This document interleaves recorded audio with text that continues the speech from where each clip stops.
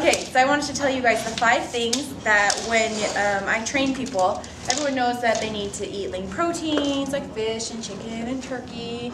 They know they need to eat their fruits and vegetables, but there are 5 things that they're like, oh, yeah, okay, I didn't know that. So these are those 5 things. The way that you can remember them, it doesn't spell anything cool. It's HCCW and then HIT, like HIT cardio. So the H stands for hungry. You should never be totally starving. And by starving, I don't mean mildly hungry. Mild hunger is normal, and you have to get used to that being okay. You're not literally gonna die, you know? But it's that feeling of deprivation, of feeling like you're depriving yourself, of if there's a healthy serving of green beans right there and you're like, no, I can't.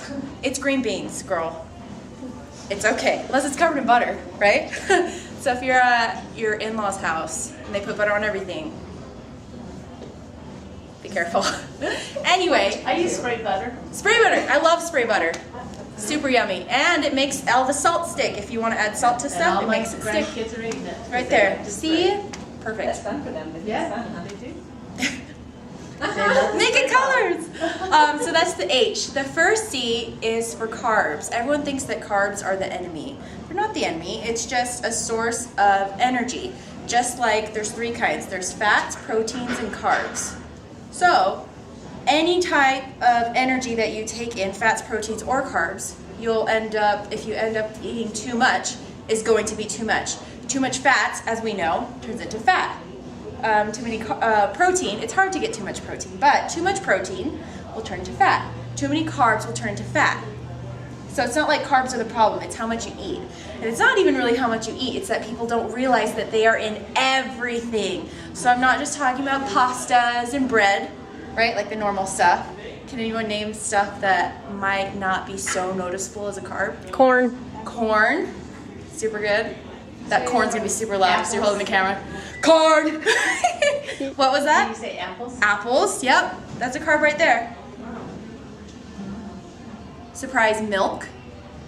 13 or 14 grams of carbs per serving. That's like a cup. A cup of milk. So if you're adding that to your protein drink, your protein powder, and you're like, oh, and my protein powder has no carbs, awesome.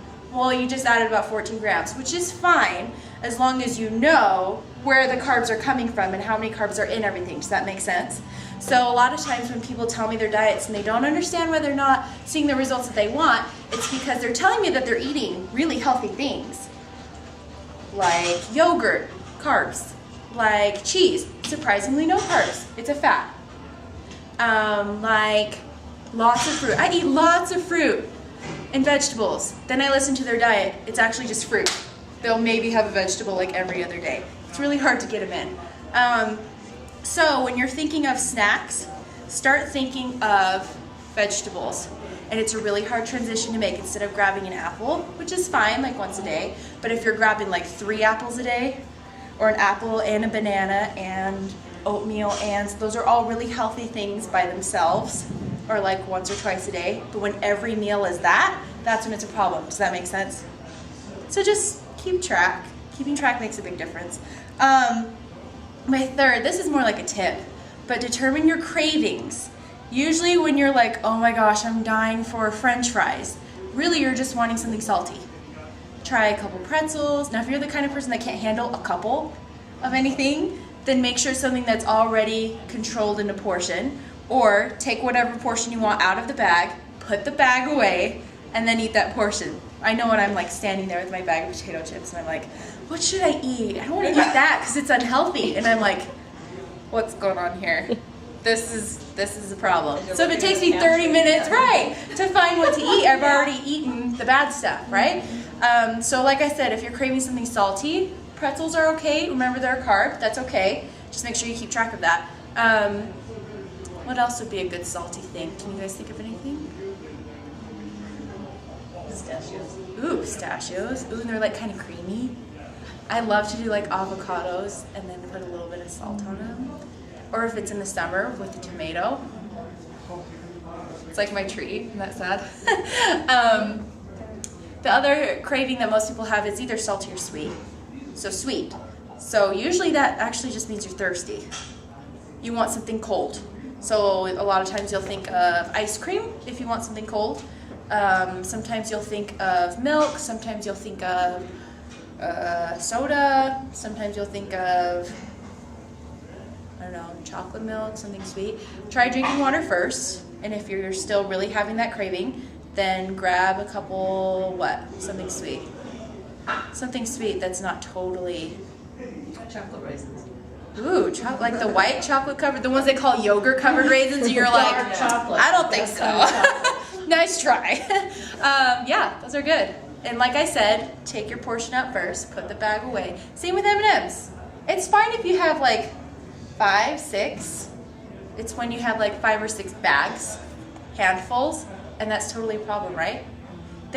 People when they have parties, they don't just put like per serving size. They put like a whole bowl. So you just dig like that, okay? So identify your cravings. That's a big one. The number 4, the W, is you must lift weights. You need to have, if it's not weights, it's bands, but some kind of resistance training helps build the muscle so that your metabolism is high at all times. All times. Think about the crazy things that people do to boost their metabolism. All the unhealthy stuff like not eating, purging whatever they eat. I don't know. There's that whole side. Then there's the other side where they're like buying super expensive kinds of seeds and grains, like these magic grains, when really it's just like have portion control, lift your weights, and ladies, you won't bulk up. We have so much less testosterone than men. Testosterone is what builds muscle along with protein. So we are not designed to get huge and bulky. Now genetically, if our parents, including our mom, is like a little more stocky, then that's fine. But unless you take something specifically, not legal, that is designed to make you bulky, it's not going to happen. So don't worry about it. It'll just make you look really lean and gorgeous. Gorgeous, okay? The last one is HIIT. So high intensity interval training is what the HIIT stands for. And it is the way, as you guys know, that's why you're here tonight, it's the way to do cardio. You're up and you're down. 1 minute, minute on, minute off, 20 seconds, 10 seconds, however you're doing it. But the afterburn, which is for a while after your aerobic activity, your metabolism is higher for a certain amount of time. For normal cardio, it's 1 to 2 hours, even if it's pretty intense, 1 to 2 hours, and then it comes back down. If it's weightlifting, it's 3 to 4 hours. Woohoo! Sounds awesome, come back down. HIIT cardio 6 to 48 hours after. I feel it for about 12. 6 to 48 hours after that you're cruising, making lunch, you showered, watching some TV, feed the dog, take a nap, yeah, that your metabolism is going. So if you do HIIT cardio up to 3 times a week, then if they're spaced out like evenly, and if you're one of those lucky people that has it for a really long time, you can literally burn all the time. You can boost it up, but having it available all the time. Does that make sense? Maximizing. It's all about maximizing your metabolism. How long are you supposed to wait to train though? I mean, like, you just go out and do it for 10 or 15 minutes? For HIIT? Well, after HIIT or after, weight training. Oh. Are you supposed to do it for a half weights hour? are first. Well, weights first then. Weights are first. Or she says how long. But how long? On an You know, average what's day. the- What's the healthy, is it okay, is 15 minutes good, depending on. Oh, how long should you do your weights? Yes, for you to Oh. burn, to keep burning. To that do the long, 3 to so. 4. The reason why they think lifting weights has such a longer afterburn than just normal aerobics is because it's actually high intensity interval training. You're doing spurts of, curls or something, and you're not like breathing crazy hard, but you're working in a sprint, and then you stop, and then you do whatever other muscle, and then you stop, and you switch.